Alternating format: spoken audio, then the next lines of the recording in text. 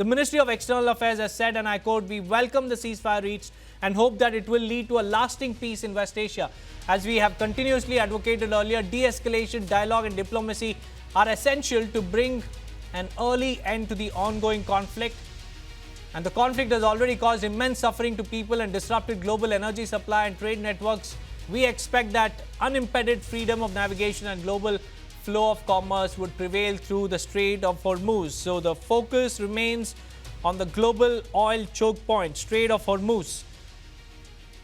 And now India has put out a statement. We also have our senior business editor, Shweta, joining us live from the newsroom. Shweta, this is the statement coming in from Ministry of External Affairs, and once again the focus has been put on the Strait of Hormuz, reopening it and to ensure there is uninterrupted global movement of energy. That's right, Deepak. In fact, that's been the focus of the Indian government in past many weeks, to ensure that the supply chains for India remain secured. This is the first statement coming in from India. It's a measured statement. It's asking for de-escalation, dialogue and diplomacy to prevail. The government of India is saying that a ceasefire has been reached, and we will hope that it lasts in peace and that there is lasting peace in West Asia. That's the hope that is pinging on as far as that ceasefire is concerned. The conflict, the statement says, caused immense suffering to the people all over the world for that matter. It has disrupted global energy supply chains, trade networks, and we expect an unimpeded freedom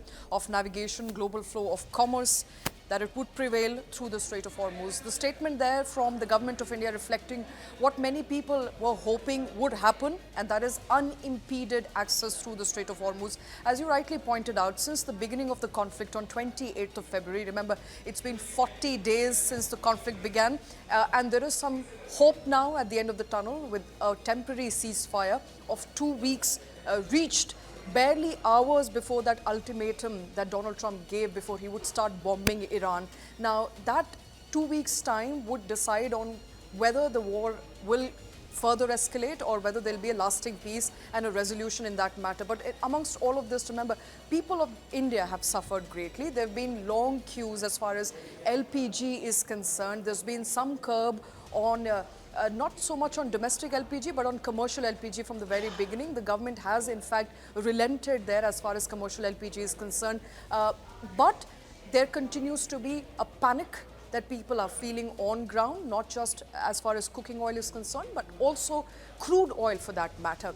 Although the prices of crude oil have remained constant, but there is enough and more pressure, with many people fearing and experts suggesting that maybe right after domestic elections here in India, the prices of crude oil may go up. But, it's looking like there is some hope at the end of the tunnel with this temporary 2-week ceasefire. And the first statement there from the government of India reflecting the sentiment of people of this country, hoping that there'll be peace, that there'll be some sense of normalcy going forward. As far as the Strait of Hormuz blockade is concerned, what kind of losses are we looking at, and where does crude stand at the moment? While the government is saying, Deepak, that we have enough and more crude that will last for about 60 days, the fact of the matter is only 6 to 7 Indian vessels have passed through the Strait of Hormuz.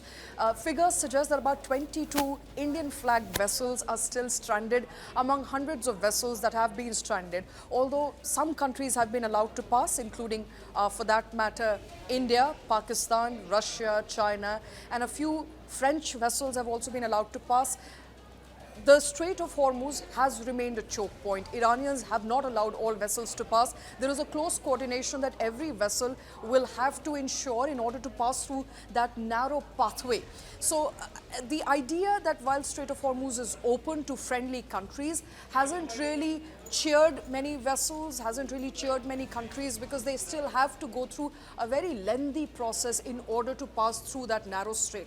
Now, in the next 2 weeks' time, hopefully all vessels will be allowed. That's what Iran is suggesting at the moment. But as far as India's own domestic capabilities is concerned, remember, about 30% of India's crude oil necessities come from the Strait of Hormuz. 60% of India's LPG necessities come from the Strait of Hormuz. So while as far as crude is concerned, India has been able to successfully diversify away from West Asian region, we are still heavily dependent on West Asian region for our LPG and domestic cooking oil capabilities, about 60% of it.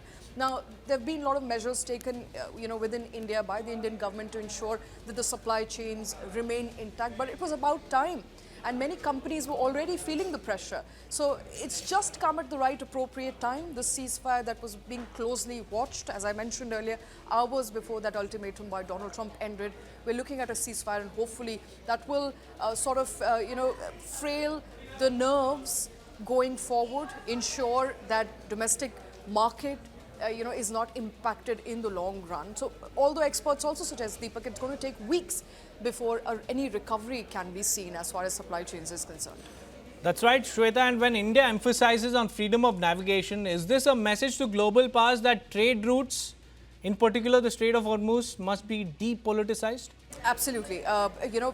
India has maintained from the very beginning that we are on nobody's side but India's side. We want freedom of navigation. We want to ensure that we are able to feed our own people. From the very beginning, India's diplomacy has been very clear. We want de-escalation, and we do not want the world to suffer at large. And that's also the reason why India has taken a very firm stand as far as its own domestic capabilities is concerned, trying to ramp up wherever it can, find alternatives to the Strait of Hormuz, trying to ensure that India diversifies its supply chains. But as a matter of fact, India's domestic capabilities have taken a hit. India's equity markets have taken a hit. So from the very beginning, India's stand on the matter has been very clear. We want freedom of navigation. Although Indian vessels were being allowed to pass, not all vessels were coming through, and not at the speed they were coming through prior to 28th of February, before the war began. So India is making it very clear that our needs are important. While we want peace, we want de-escalation, we also have 1.4 billion people to feed, and that's going to be our priority.